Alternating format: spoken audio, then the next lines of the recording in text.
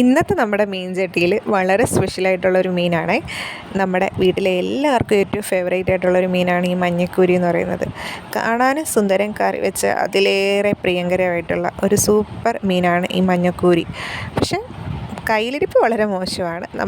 നമ്മളെടുക്കുമ്പോൾ നമുക്ക് അതിന് നല്ല കുത്ത് കിട്ടാനുള്ള ചാൻസ് ഉണ്ട്. അതിന് മെയിനായിട്ട് 3 കൊമ്പാണുള്ളത്. 2 സൈഡിലായിട്ടും പിന്നെ അതിൻ്റെ മുതുകിലായിട്ടും ഒരു കൊമ്പുണ്ട്. അത് നല്ല ഡേഞ്ചറാണ്. ഇപ്പോൾ 2 സൈഡിലെ കൊമ്പ് അത് ഓൾറെഡി മുറിച്ച് മാറ്റിയിട്ടുള്ളതുകൊണ്ടാണ് ഞാൻ ധൈര്യമായിട്ട് പിടിക്കുന്നത്. പക്ഷേ മുതുകിലെ കൊമ്പ് അതുപോലെ തന്നെ ഉണ്ട്. അത് വെച്ചിട്ടാണേലും വന്ന് കിട്ടിയാൽ തീർന്നു, നല്ല കഴപ്പായിരിക്കും.